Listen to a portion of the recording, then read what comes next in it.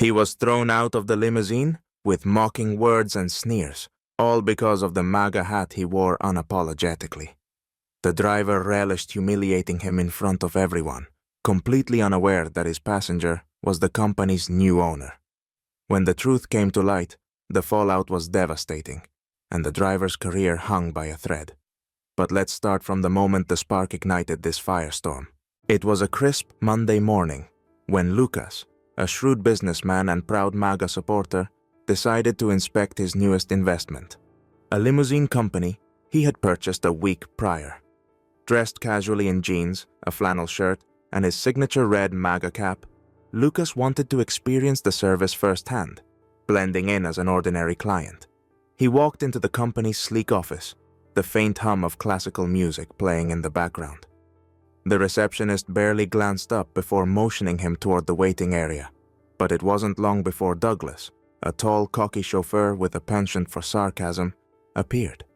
Dressed in a crisply pressed uniform, Douglas was clearly the type who relished the little power his role afforded him.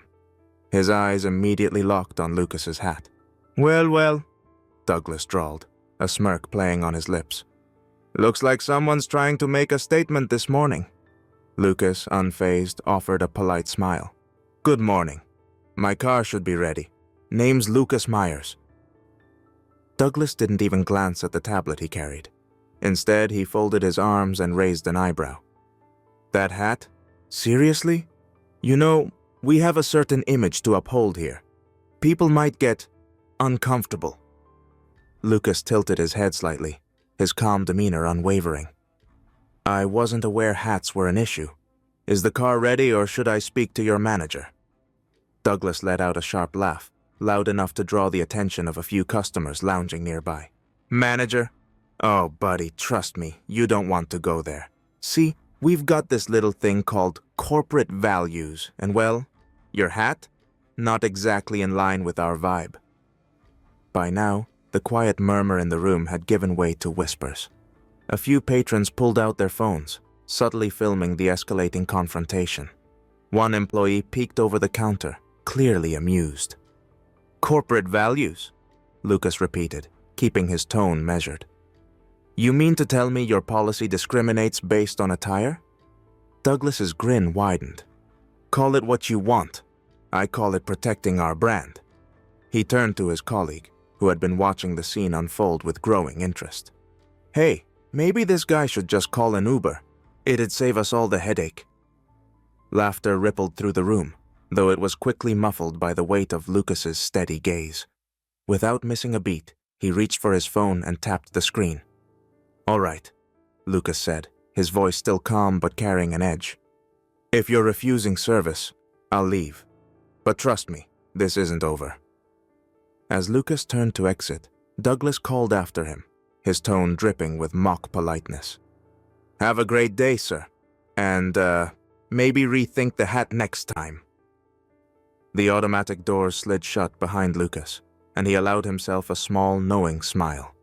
He had seen enough. It wasn't the first time he'd dealt with someone like Douglas, and it wouldn't be the last. But tomorrow, he would return.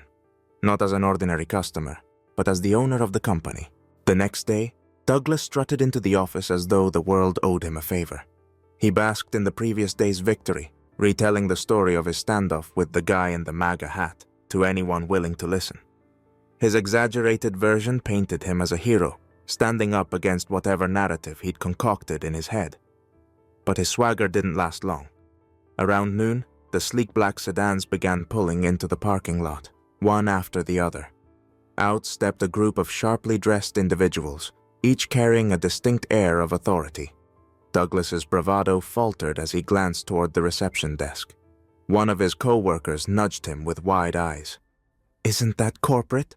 she whispered, her voice tinged with awe. "Maybe it's a routine check," Douglas muttered, though his palms had suddenly gone clammy. Then, through the glass doors, he saw him. Lucas. Gone were the flannel shirt and jeans. Instead, he wore a tailored navy suit that seemed to amplify his presence. His confident stride and calm expression were worlds apart from the ordinary guy Douglas had dismissed the day before. "Holy!" Douglas blurted before snapping his mouth shut. His coworker leaned in closer. "Didn't you say you kicked someone out yesterday?" "Is that him?" she asked, her tone laced with dread. Douglas felt his stomach drop as realization dawned. One of the junior receptionists whispered something to another employee, who immediately turned toward Douglas, her face a mix of shock and schadenfreude. "That's the new owner," she hissed. "Lucas Myers. He just bought the company." Douglas, now visibly sweating, tried to maintain composure as Lucas exchanged greetings with the corporate entourage. His co-workers threw him sideways glances, clearly trying to distance themselves from the fallout they sensed was coming. One by one, the team was called into a conference room. When Lucas finally addressed the group, his tone was professional, but there was an unmistakable edge of authority. "Ladies and gentlemen," Lucas began, his eyes scanning the room. "As many of you know, I purchased this company to make improvements, not just to our operations, but to how we treat every single person who walks through those doors." Douglas shifted uncomfortably in his seat.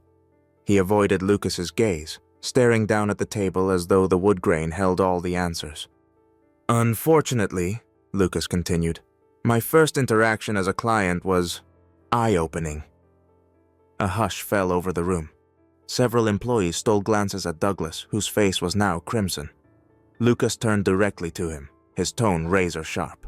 "Douglas, would you care to share your version of what happened yesterday?"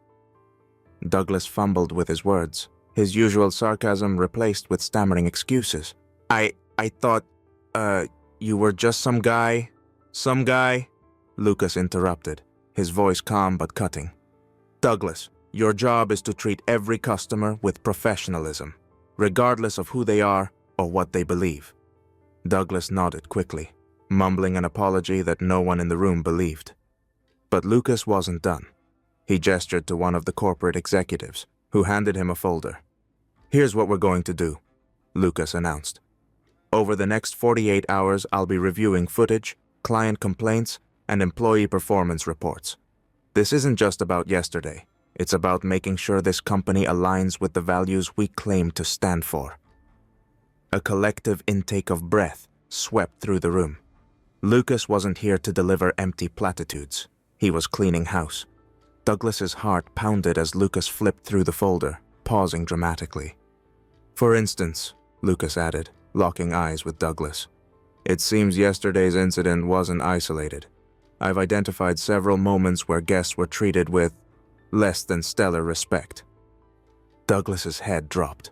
His colleagues now openly exchanged whispers, the tide of the room turning firmly against him. As the meeting concluded, Lucas delivered one final message, his tone resolute. "This company has a future, one that starts today.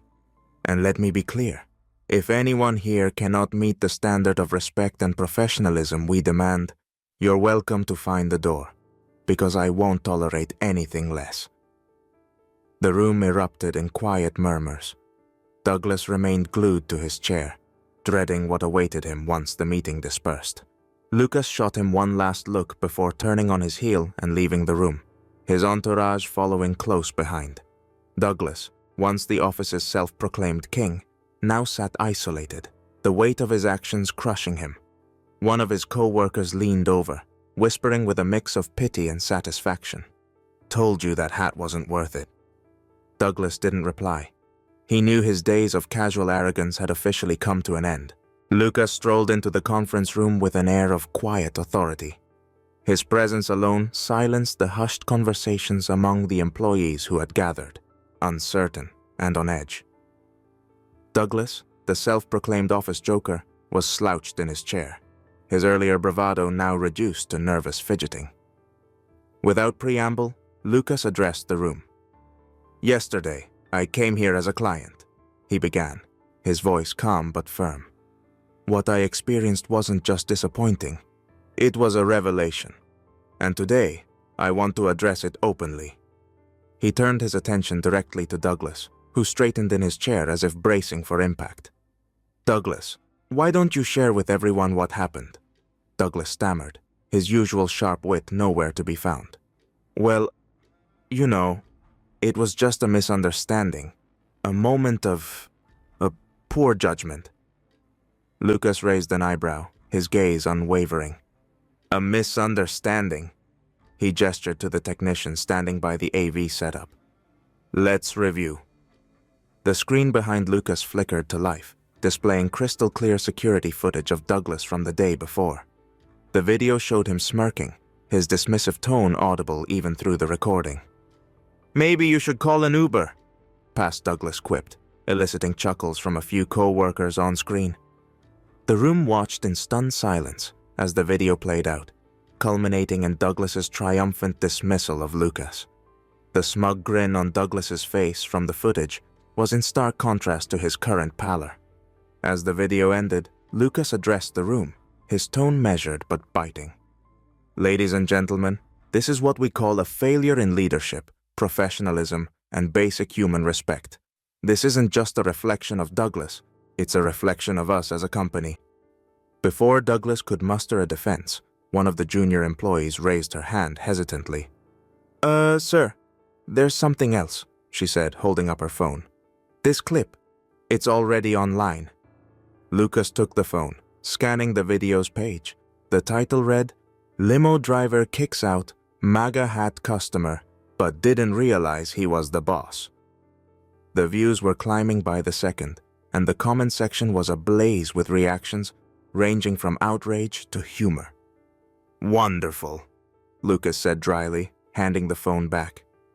Douglas, care to explain how this misunderstanding has turned into a PR nightmare? Douglas looked like he wanted to disappear into his chair. I didn't mean for this to happen. I didn't know who you were, he blurted out. Lucas's smile was cold. So, you're saying this behavior is acceptable, as long as the person isn't important? The room collectively held its breath. Lucas leaned forward, locking eyes with Douglas. This company was built on the principle of treating everyone with dignity, whether they're wearing a MAGA hat, a suit, or a clown costume. What you did goes against everything I stand for. Douglas opened his mouth to protest, but Lucas raised a hand, cutting him off. Save it. You have two options. He gestured toward a folder on the table. Option 1. You enroll in an intensive training program to learn how to handle conflict and represent this company with respect. Option 2. You leave today. No severance. The room was dead silent. Douglas glanced around, searching for support, but his co-workers avoided his gaze. Finally, he nodded, his voice barely above a whisper. I'll do the training. Lucas straightened, his tone softening, but losing none of its edge. Good, because this isn't just about you, Douglas. It's about ensuring this never happens again. He turned to address the rest of the team. Let this be a lesson for all of us. The way we treat others, regardless of who they are, defines who we are as a company. As the meeting adjourned, the employees filed out, whispering among themselves. Lucas caught Douglas's eye one last time, offering a parting shot with a hint of humor.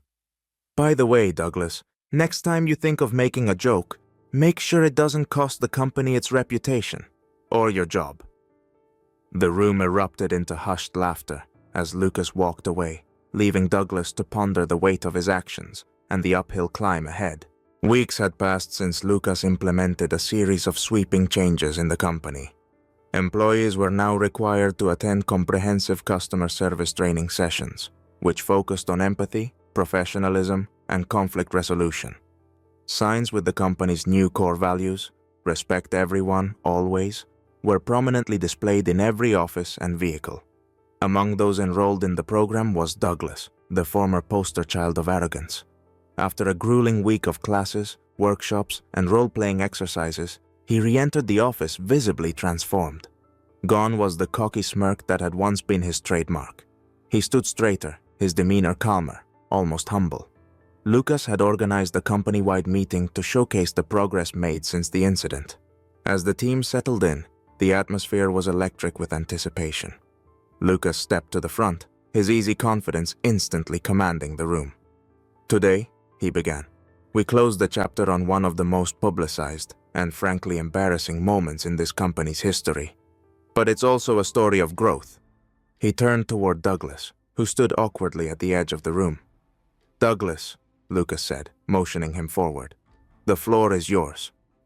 Douglas cleared his throat, looking uncharacteristically nervous. He faced his colleagues and the small crowd of clients who had been invited to witness the event. "I want to start by saying I was wrong," Douglas began, his voice steady but sincere. "What I did wasn't just unprofessional. It was disrespectful, ignorant, and a poor reflection of this company and myself."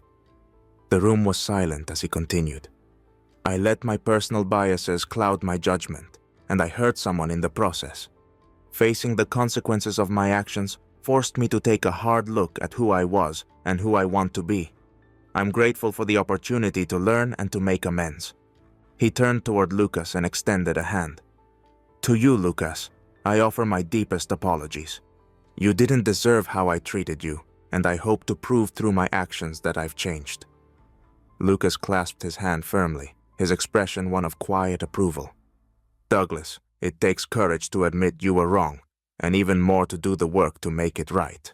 As news of the transformation spread, clients began sharing their positive experiences online. Videos of the apology, combined with testimonials from staff and customers, painted a picture of a company committed to accountability and excellence. One post on social media, accompanied by a photo of Lucas and Douglas shaking hands, went viral. The caption read, "Leadership isn't about avoiding mistakes, it's about how you recover from them." The company's ratings soared. Loyal clients praised the changes, and new customers flocked to experience the Lucas Myers standard for themselves. Even skeptical employees admitted the workplace felt more unified and energized. As the applause in the meeting room faded, Lucas took the microphone once more, his characteristic humor shining through. "I've said it before, and I'll say it again," he quipped, gesturing to his MAGA hat resting on the nearby podium. "Sometimes, a hat is just a hat. What really matters is what's under it." Laughter rippled through the room, lightening the mood and sealing the event on a high note. Lucas turned to the team with a smile. "Now let's get back to work, and remember, respect isn't just a policy, it's who we are." The crowd erupted into cheers and applause, and for the first time in weeks, the company felt whole again. Lucas walked out of the room, his signature hat perched firmly on his head, a symbol of pride, not just for his beliefs, but for the integrity and resilience of his company.